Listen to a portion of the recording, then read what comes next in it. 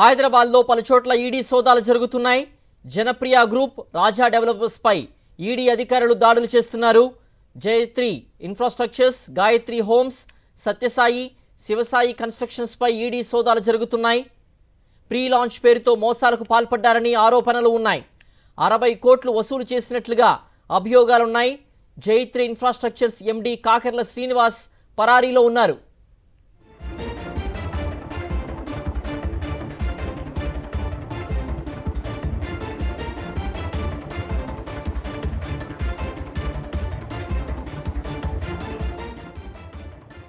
హైదరాబాద్లో పలుచోట్ల ఈడీ సోదాలు జరుగుతున్నాయి.